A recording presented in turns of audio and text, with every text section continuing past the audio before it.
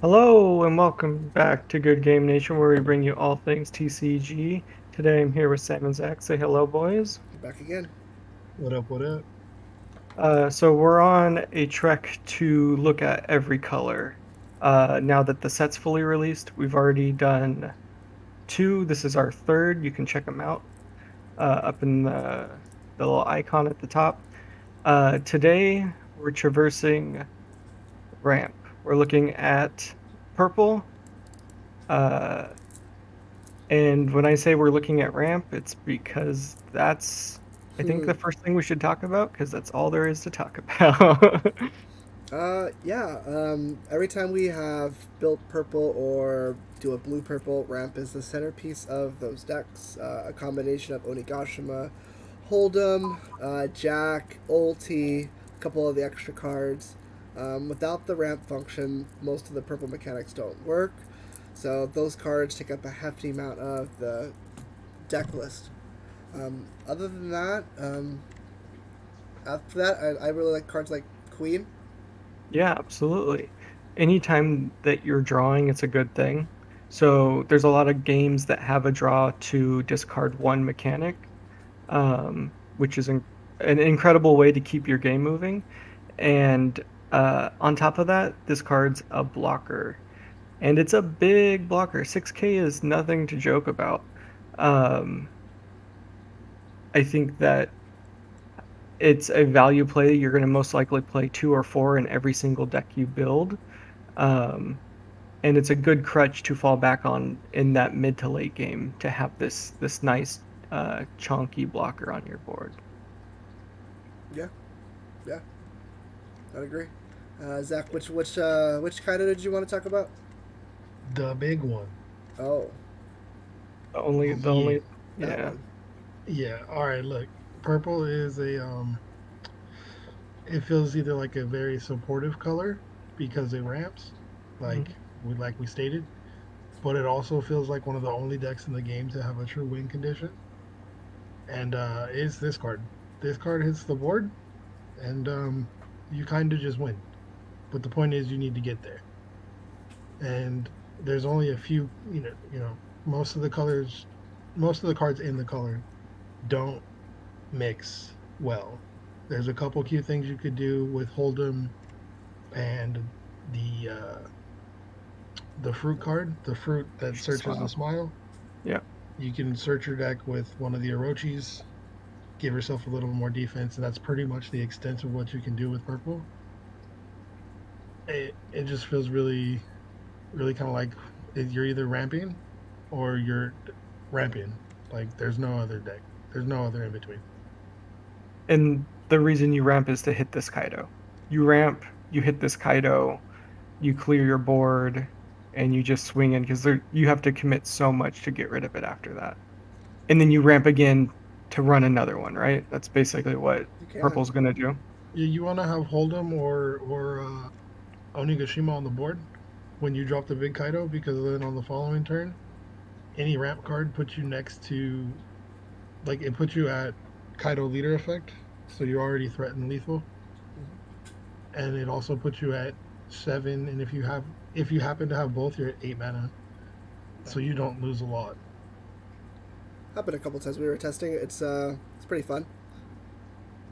Pretty Um, yeah, fun to drop the biggest guy that you can play and then ramp and play another one, or just not feel like you actually used resource to get him. You're already back up to full or whatever. yep, feels like that. Nasty. Yeah. Other than that, though, I would say a little bit of lackluster, especially with the smiley stuff. Yeah, the smile stuff is disappointing because once we got the artificial devil fruit, I was excited to see what they were going to do with it. And as we discussed it, we're like, who are they going to use as the characters for this? And we were kind of like, none of the characters really have names. The headliners really aren't exciting. And then you got a couple with effects, and the rest don't have effects. We have five We have a targets. Yeah, five targets. Six. The other smile that you might want to pull, it doesn't, you can't get, which is because it's a five drop. So it's kind of sad to see something that could have had a great potential with that event card just fall flat. Yeah, totally. It's less actually because it says three or less for the smile. So, um, Yeah. and all the ones you can actually play don't really have decent effect. Like this is the only one. Look at two cards in your opponent's hand. Doesn't feel too good. And then there's just a lot of weird cards that I don't understand. It feels like purple was meant to support blue. Um, all the cards that you're gonna play are the ramp cards, but a lot of these other guys, you have 8K. This card gains 1,000 power. That is a serious condition for just 1,000 power. When in Uh, red you can attach one to a leader and your entire board gets 1,000. It's yeah, kind of wild. it's very underwhelming. Some of the heavy hitters too, I thought were a little weird. Like this banished Kaido seemed off. He's so much worse than the blue croc on the other side. Some of these, like even Jack, like I don't know. Like I see, I don't know exactly where they were going. I think it was supposed to be Smile, but they dropped the ball. Then you have the Kozomi family as well with Orochi. It's a nice combo in theory, but it just seems very lackluster, like combination wise. Yeah. Yeah, and with Orochi, you do have a card which there's not very many of that you get to pick up your deck and look. It's one of the very few in the game currently, which is super powerful to get entire deck knowledge. If you do that early enough, you know your prizes. It's a huge deal in Pokemon. In the Mm-hmm. Pokemon TCG, on turn one, you're playing something that picks up your deck. You figure out your prizes. You know what you have so that you can hit your plan. Purple could do that, but then you have to play Smile, and like we just said, it's lackluster. They just needed one or two good targets. Honestly, they have one in Holden. Holden's the best target for this card.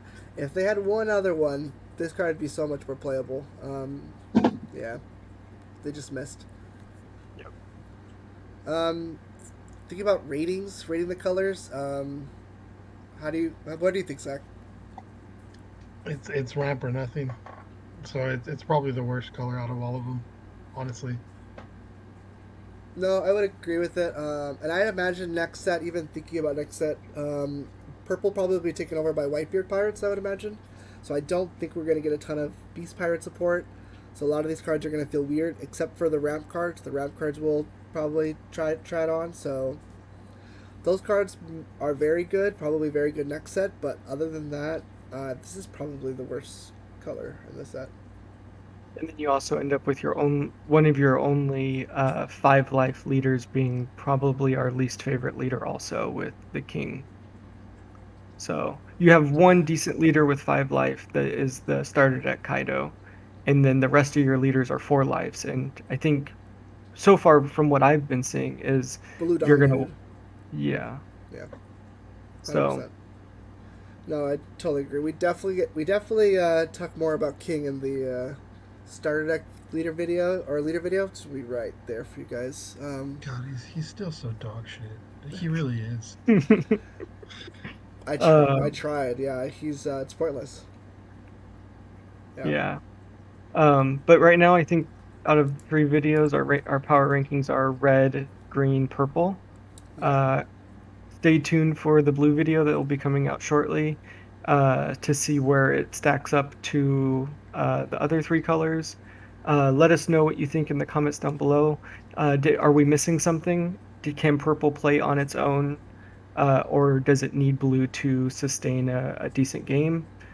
Uh, don't forget to like and subscribe if you enjoyed it, and we'll see you on the next one. Have a good one. Bye. Bye bye. Bye.